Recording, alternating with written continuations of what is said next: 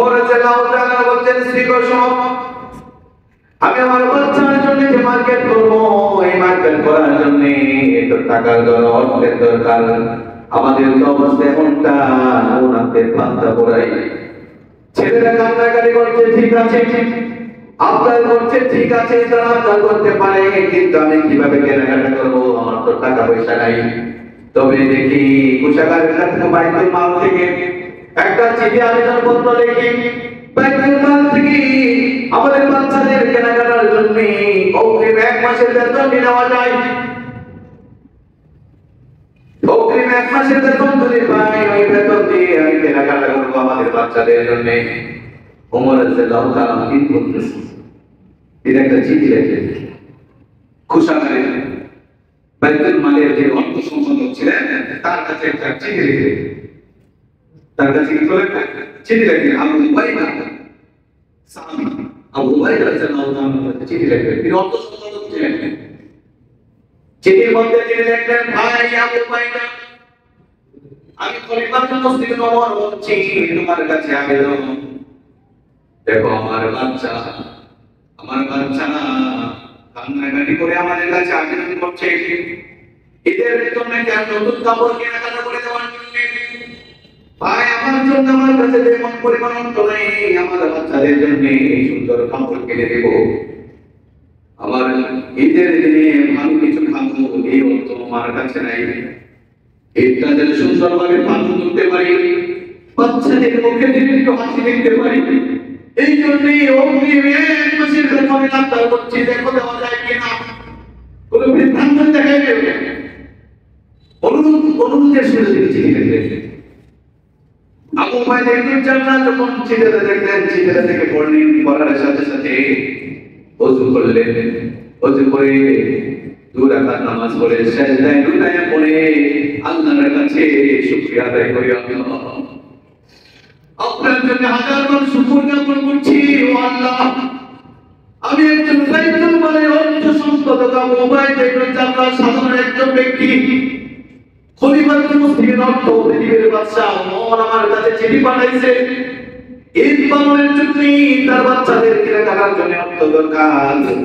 ও আল্লাহ, আপনার শুকর আদায় করছি, আপনি আমাদের জন্য এমন একজন শাসক দিয়েছেন, যে শাসক ঈদের দিন বাচ্চাদের কেনাকাটার জন্য, ঈদটাকে সুন্দরভাবে পালন করার জন্য কেনাকাটা করবে, এর অর্থ পর্যন্ত তার কাছে নাই। সুবহানাল্লাহ।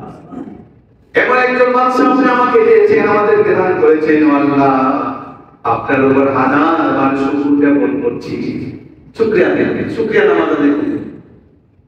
তখন তিনি এই চিঠির ওপাশে তিনি লিখে পাঠালেন, দেখলেন চিঠির ওপাশে লিখলেন, আবু উবাইদা খলিফাতুল মুসলিমিনের কাছে বলছেন, ওমর খলিফাতুল মুসলিমিন, আপনি আমাদের শাসক, আপনি যদি চান বাইতুল মালের সমস্ত অর্থ আপনি নিয়ে যেতে পারবেন, এই অধিকার আপনার আছে। কিন্তু আপনাকে যে আমি 1 মাসের অগ্রিম বেতন দেব, এই অগ্রিম বেতন আমি দিব ঠিক, কিন্তু আপনি 2টা প্রশ্নের উত্তর দিবেন। 2টা শর্তে আপনাকে দেওয়া যাবে, 2টা শর্তের উত্তর আপনি দেন।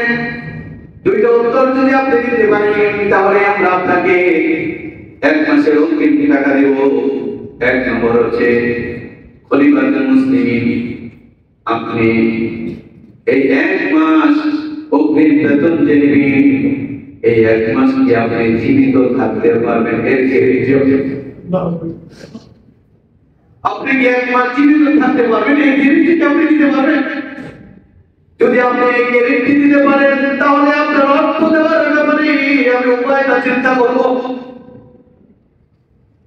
এরপরে বললেন, যদি আপনি মৃত্যু বরণ করবেন না, 1 মাস আপনি আজরাইলের সাথে চুক্তি করে দিতে পারবেন, এমন শর্ত যদি আপনি মেনে নেন, তাহলে 2 নম্বর আপনার হচ্ছে, 2 নম্বর কথাও যদি আপনি আমাদের সাথে ওয়াদা দিতে পারবেন, 2 নম্বর প্রশ্নের উত্তর যদি আপনি দিতে পারবেন। 2 নম্বর কি? এই 1 মাস আপনি অগ্রিম বেতন দিবেন, এই 1 মাসে আপনি ক্ষমতায় থাকবেন, জনগণ আপনাকে ক্ষমতায় রাখবে, এই গ্যারান্টি যদি আপনি দিতে পারেন, আপনার কি গ্যারান্টি আছে জনগণ আপনাকে দীর্ঘ 1 মাস আপনাকে ক্ষমতায় রাখবে? এর তো গ্যারান্টি নাই।